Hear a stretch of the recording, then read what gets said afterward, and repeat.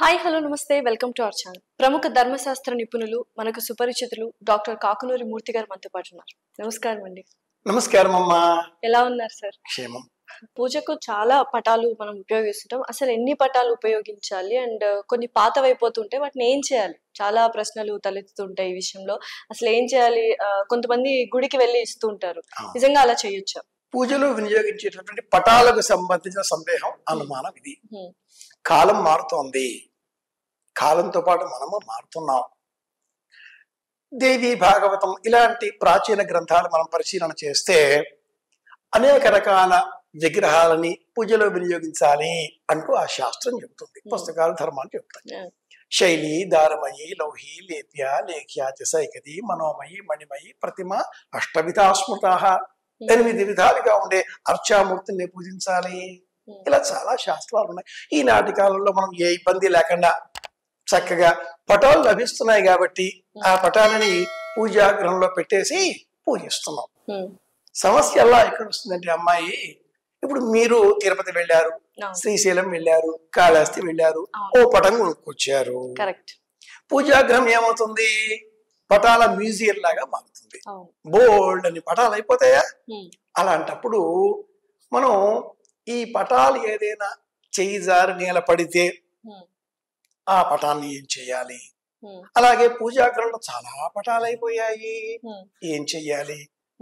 కొన్ని సందర్భాల్లో ఈ పటాలని తుడచాలి, శుభ్రం చేసుకోవాలి కదా. ఏ రోజు పటాలకు కూడా కుంకుమ గంధం బొట్లు పెట్టొచ్చా? ఇది ఏమిటి అనే అనుమానం చాలా. ఒకే పటం పెట్టుకోవాలి. దైవం ఒక్కటే, ఏకో విష్ణు మహర్భూతం, లేదా ఏకం సత్ విప్రాహ బహుధావతం యజ్ఞం యమమ్మ ఆతరిష్వ నమః.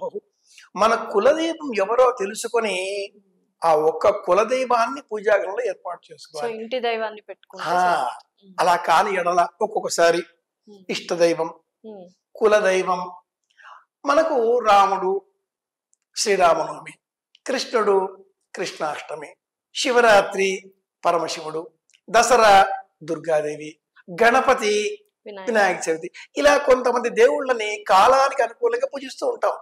కనుక ఒక ప్రమాణంలో ఈ దేవతామూర్తుల అన్ని చిత్రపటాలని ఒకే ప్రమాణంలో ఉండే వాటిని సేకరించి ఒక చక్కటి ఒకే ఫ్రేమ్, ఒకే పటం సిద్ధం చేసుకుని అందులో అన్ని మూర్తులు ఉండేలాగా ఏర్పాటు చేసుకుని ఈ ఒక్క పటాన్ని పూజాగృహంలో ఉంచి పుష్పమాలిక చేత అలంకరిస్తే ఏ దోషము ఉండదు. అండ్ ఇప్పుడు పటాలకు బదులుగా విగ్రహాలు కూడా పెట్టుకుంటూ ఉన్నారు. మరే సో కేవలం వినాయకుడి విగ్రహం అలా విగ్రహాలు పెట్టుకోవచ్చా మన గుడి? అదే చెప్పబోతున్నాను. విగ్రహమే నిజానికి ప్రధానమైంది. అయితే విగ్రహం పెట్టగానే మనకు నైవేద్యం, కడగడం, నైవేద్యం పెడుతూ ఉంటాం తప్పనిసరి. పటం ఉంటే దీపారాధన చేసి వెళ్ళిపోతే పర్వాలేదు, కానీ విగ్రహం ఉంటే మట్టుకు నైవేద్యం తప్పనిసరి. ఒక చిన్న కథ ఉంది అమ్మాయి. ఎవరో ఒకతను అలా ఊరి చివర వెళుతూ ఉంటే ఓ రాయి కనిపించింది. కాలితో ఆ రాయిని అలా అలా అలా తన్నుకుంటూ వెళ్ళాడు. అతడు వెనకాతల ఇంకొక పండితుడు వస్తున్నాడు. అతడు ఆ రాయిని చూశాడు. అయ్యయ్యో, ఈ రాయి పోచమ్మలాగా ఉందే. అయ్యో పోచమ్మ పట్టుకున్నాడు. కొన్ని రాళ్ళు అరుగులాగే పేర్చాడు, ఆ పైన పెట్టాడు.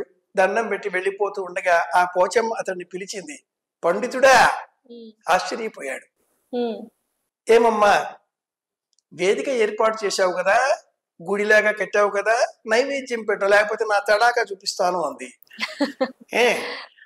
ఆ పండితుడు ఆశ్చర్యపోయి, ఏమమ్మా, నా ముందు వ్యక్తి తన్నుకుంటూ వెళ్తే దిక్కు లేదు గాని నన్ను పీక పట్టుకుంటావేమిటి? ఆ పోచమ్మ అంది కదా, అతడికి తెలీదు, అజ్ఞాని, అమాయకుడు, క్షమించేశాను, నీకు తెలుసు కదా, కనుక నైవేద్యం పెట్టు. పటానికి విగ్రహానికి ఇంత తేడా ఉంది. అయితే ఈ విగ్రహాలు వాళ్ళకి బొటన వేలు ప్రమాణంలో ఉండాలి, అందుకనే పెద్దగా ఉండకూడదు. ఇప్పుడు చాలా పెద్దవి తీసుకొచ్చి అలా పెట్టకూడదు, అది శాస్త్రం చెబుతుంది.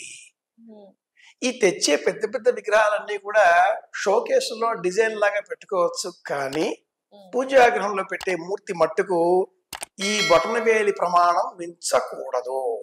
అలాగే ఈ విగ్రహాలు పార్వతి, శివుడు, విష్ణువు, గణపతి, సూర్యుడు, ఈ 5 ప్రధానం. సూర్యుడికి బదులుగా రాముడి విగ్రహాన్ని కూడా పెట్టుకోవచ్చు. కానీ ఈ పంచాయతనంలో శివుడు, పార్వతి, గణపతి, సూర్యుడు, విష్ణువు, ఈ 5గురికి పంచాయతనము అని పేరు. ఓ పళ్ళెల్లో ఈ 5ంటిని ప్రధానంగా ఉంచి ఇతర ఎన్ని మూర్తులు మనం తెచ్చుకున్నా కూడా వాటిని పూజాగృహంలో ఒక చిన్న అరుగులాగా తయారు చేసి పైన పెట్టుకోవచ్చు. పూజాగృహంలో వేదిక 3 అడుగులలో ఉండాలి. పై అరుగు కులదేవత, మధ్య అడుగు ఇష్టదేవత, దిగువ అరుగు కాలదేవత.